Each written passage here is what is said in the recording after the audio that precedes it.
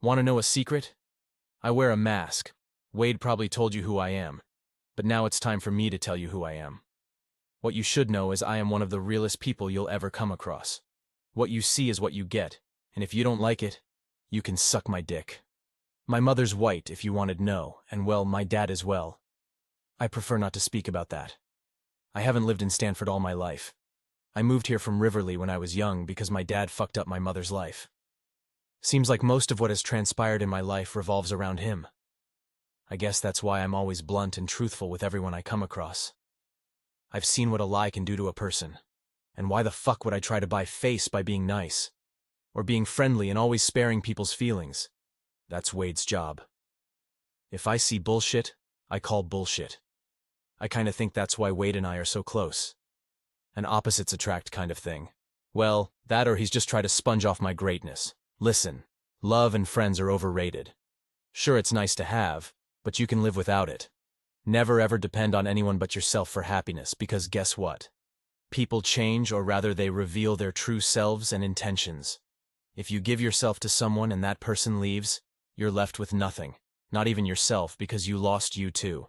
And you are the hardest person to get back, and how are you going to do that if you don't even have yourself to help you? That just leaves a cycle for you to seek happiness from someone else. Anyway, it's 6:30 a.m., and I'm just getting ready for school. I heard my mother calling me. I ignored her a few times, not on purpose, just when I wake up, I'm moody. My mother has always been down for me. Actually, she's the only person I shield from the truth. In all honesty, we all don't want to see our mothers hurting. To my surprise, Wade was already waiting for me in the living room. He can be really weird sometimes, but I try not to think about it. You could have at least made me some breakfast in bed since you want to be in my damn house so early, I said. Wade just sat there in silence. I knew that if he's quiet or not smiling at all, something is wrong with him. I got dressed and we left for school. It happened again, Wade said as we were making our way to school. Another one of your downs? I asked. Yes, I just ran to my room this time and sat there in silence He said. I don't like seeing Wade like this, because no matter how much bullshit I can talk, nothing can bring him back to his normal self. But one thing I did know is that he'll be all right within a couple of hours. I think being around people makes him happy, not being alone. Have you ever thought about speaking to a professional about this? No, psychologists charge an arm and a leg for their services. Right now, we're living off a finger and a toe. I understand. Wait, didn't you say you weren't coming to school for the rest of the week? I asked Wade. I changed my mind. I just really feel like being around people. He replied. Wade, do you want to know something about people? People are funny, people are kind, but genuine people are hard to find. Me, Mezia, and Darren aren't going to be around forever. Don't rely on us for your happiness. He just looked at me with a faint smile. We got to school, and everything was as normal as can be. I just kept mingling with everyone before it was time to head into class. I'm kind of a people's person. I get along well with others, and I'm easy to talk to. Why does that sound like the shit you say to a female when you're trying to get to know each other better? Wait a second. I haven't really told you all about me. Seeing as I have the time, I might as well tell you about the first time I stopped giving a fuck. It all goes back to when I was 10. I didn't really have much at the time, and that was years after Daddy Dearest left. You know, not having much in a financial sense really does take a toll on you at that age. Everyone has the latest shit, and you're stuck still wearing the same ass shit about 2 times a week. I know you're reading this thinking, oh, I don't really care about what people say about me. But stop bullshitting yourself, we all do. Around about that time, there was a new sneaker that came out that year. Mind you, this was before I met Wade. You'd think kids at that age don't really care about what they wear, but in this generation, they actually do. Go ahead and blame parents and social media and all the other crap you shift blame to, like you also weren't in the same position when you were young. Nah! Seeing a lot of kids wearing those sneakers made me feel left out. As you know, humans are kind of a herd species. We feel safest as part of a group as opposed to being alone. At one point, I started pressurizing my mother, who I knew couldn't afford them at the time, to buy me a pair. I wouldn't speak to her, I wouldn't eat, I just blatantly disobeyed her. Well, being her only child in the house, she finally caved into the pressure and made a plan to get me a pair. My mother is and will always be the greatest hustle I know. I'll let y'all know about that later. Now, the pair she got me was not very common, to be honest. I was the only person who had them.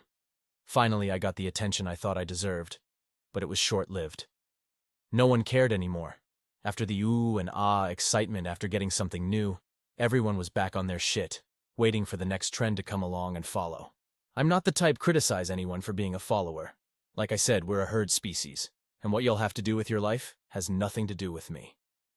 At that point in time, though, I thought to myself, was that it? Why isn't anyone focused on me? Did I really put my mother through so much grief for this shit? I felt bad. I wanted to apologize to my mother, but I couldn't bring myself to it.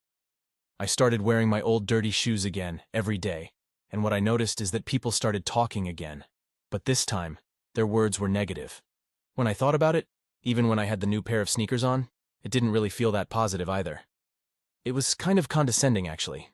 Behind every, "that's a cool pair," I could hear a, "it's better than the trash he normally wears." People, especially strangers, always talk shit about everyone else. They'll always be negative about some shit, so why should I try to impress them? For validation I don't need? Fuck that. Social approval is nice, but it really isn't worth the bullshit you have to go through to get it. And that's it. That's why I don't give a shit about shit anymore. Now, a few years down the line, I noticed a slight change in me. At times, I started getting these episodes where I would experience an out-of-body kind of thing. It felt like I left my body and control has been handed to someone else, and I've been locked out and forced to watch on from the outside. And when I've finally been let back in, I have no memory of the whole ordeal, just the recollection of me leaving my own mind and body. It doesn't happen that often, but it really is a scary experience. When I ask people what happened to me, they often describe a completely different person. I become some sort of paranoid, scared loner too afraid to speak to anyone, the total opposite of who I really am. The funny thing is, Wade never mentioned my change in behavior. As any curious person would do, I turned to the internet for answers. As you guessed it, a lot of bullshit came up, such as split personality disorder, for example. But that can never be me. I don't have mental issues.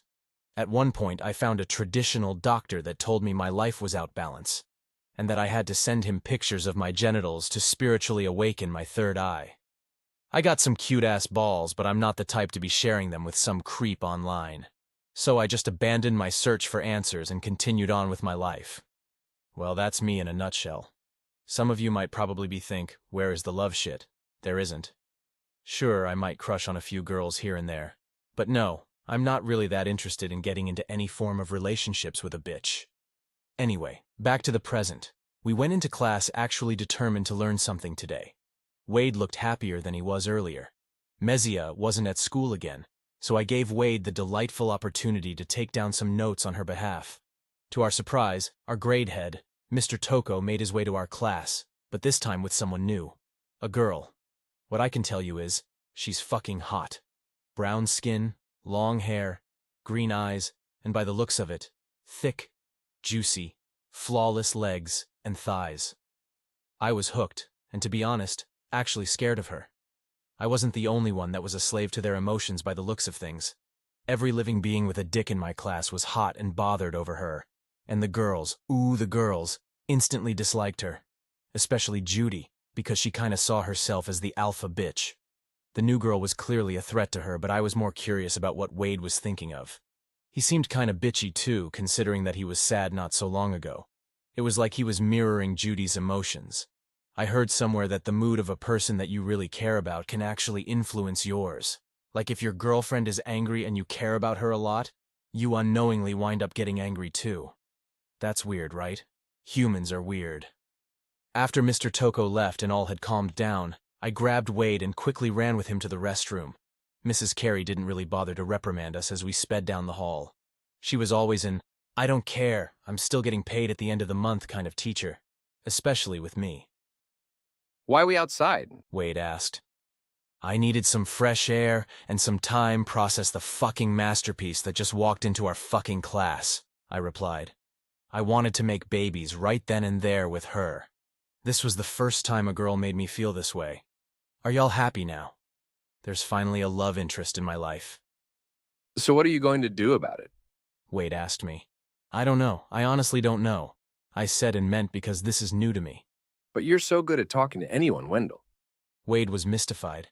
It wasn't like he knew what to do because he was just as useless as I was. Yeah, but it's different now. A bitch I like is involved now. Glimpses of the other side of me were starting to show. Wade and I made our way back to class. Fortunately, I managed to pull myself together before we got there because, well, no male should appear weak to the one he wants. Period. Time flew by quickly, and it was the end of the school day before we knew it. Wade and I decided not to go to the park, but rather to the corner store, which was owned by, you guessed it, a little family man from Somalia. I was very fond of Abdullah. That's not his actual name. I just called him that because they all look like an Abdullah. He's the kind gentleman that sells alcohol to minors. Abdullah hasn't had the best time since arriving from Somalia. Xenophobes and lazy people felt he was a threat and was taking their jobs. At one point they looted his, and one person in particular had a real issue with him for some reason. That person even tried but failed to burn his store down.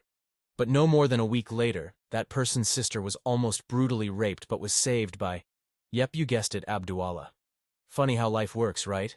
I won't dive deeper into that incident, but moral of the story is be kind to everyone because one day, you might need someone's help. Enough of that shit. Back to me. We got to the store and chilled outside, with a beer, of course. One thing I liked doing was trying to get Wade to speak to strangers. I knew he was a timid, awkward little bastard, and it's always fun seeing him scramble for something to say. You might think I'm being mean, but I'm actually trying to better his social skills. You know, exposure therapy. We stood close to the door and waited for people to show up. It was a slow day, but at last someone came. An old lady. We stopped her and asked her a few random questions. Not to any of our surprise, she was mean. She walked away from us, but just as she left, I commented and made sure she heard it.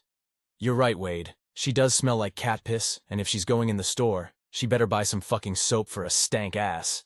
That was mean to say to an old person, but I wanted to see how Wade handled conflict of this kind. He's always been the respectful type, so I threw him under the bus on this one. She made her way furiously back to us, hell-bent on giving us a piece of her mind. Wade wanted to run, but I held him, and so the drama began. She was scolding the living fuck out of us, and Wade looked like he was about to cry, but I was looking at the old lady. She started looking a little pale. Something was up. Before we knew it, she dropped to the ground. I think she was having a heart attack. What do we do? Wade asked. I could see the panic in his eyes. I don't know, but I'm out, I said as I ran away. Wade, not knowing what to do either, also ran in my direction. We left her for dead. We ran to the park because that was the safest distance from the store. Out of breath, we stopped to talk about what the fuck just happened.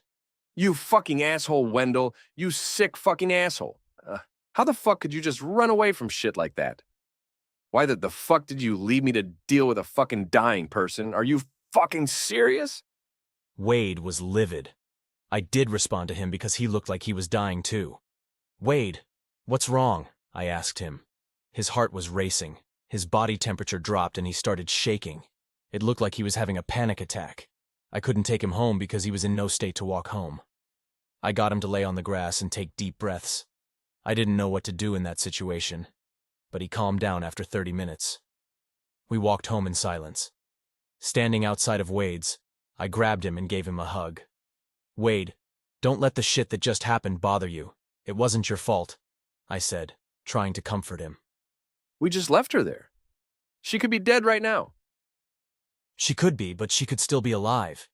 We live in a world full of could and couldn't. Don't overthink shit. Just stay optimistic, I replied. We're in serious trouble, Wendal. I think we killed someone. I don't want to go to jail. Wade said frantically.